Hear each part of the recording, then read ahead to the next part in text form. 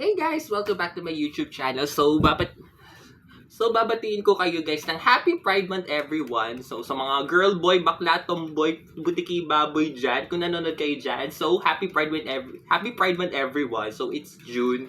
Month of June, so Pride Month kayo. So, it's just celebration of just being who we are as a human being or anuman tayo. So, yun.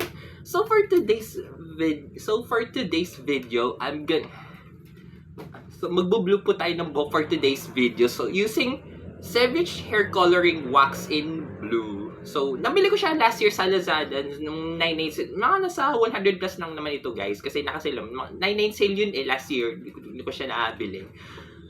So as you can see guys, yung buhok ko ngayon, mullet nga. So, naka-middle part pa yung buhok ko. So, yun. So for today's video guys, so how to style your mullet hairstyle with using this product. So, ang simple naman yung pagsa-style ng mullets eh.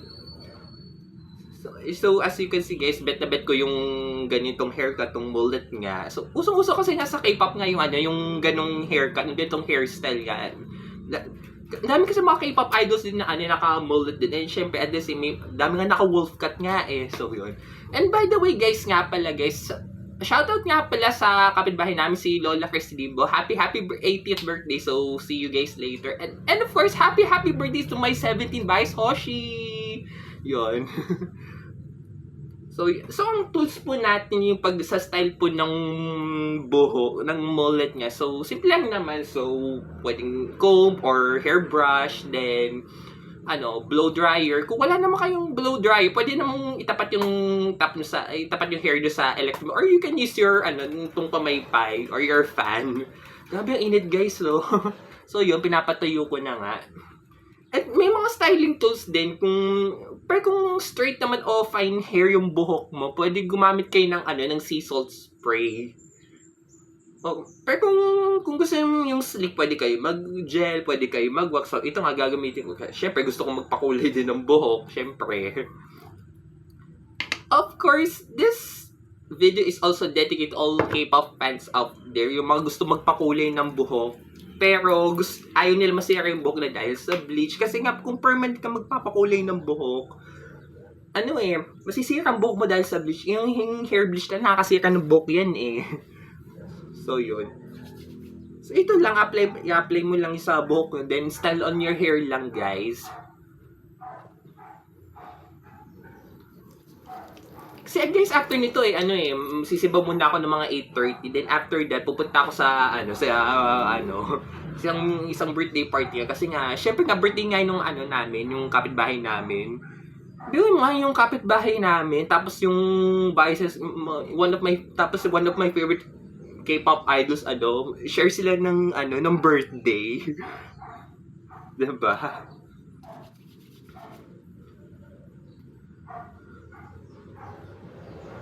So, ito yung apply mo lang. Damihan mo lang kung gusto magkulay talaga. Ito guys, itong product to, naman siya, temporary naman yung hair dye niya. So, matatanggalin siya. So, kung gusto niya matanggalin naman agad, so, lang, ibabasain nyo, then shampoo, then conditioner, then i-rinse nyo, then yan, wala na yung kulay. Kasi magpapakulay ka pa ng buhok na ganitong permanent, tapos masisira yung buhok mo. Syempre naman K-pop fan, syempre gusto ko magpakulay ng buhok. So, 'di ba, ng buhok, 'di ba?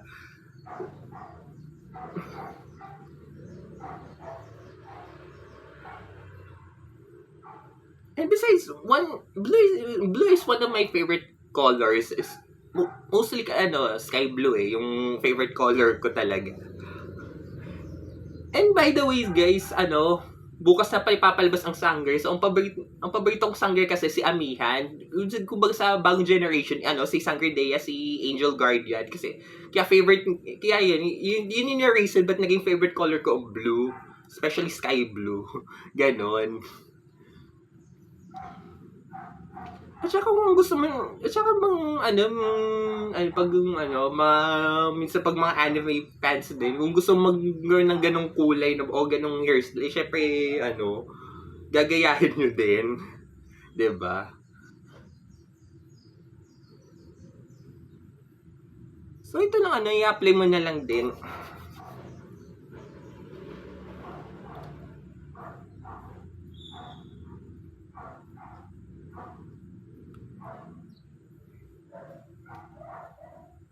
Ang maganda kasi itong product ay pwede kang magpakulay ng buhok kahit hindi nasisira yung buhok mo kasi temporary lang siya. So, washable siya. Kasi wax kasi siya. At saka in fairness yung texture niya guys, light lang siya. Parang hindi siya wax parang cream lang siya. Ganda yung texture niya. Sobrang light ng feeling. At saka in fairness, mabango din siya.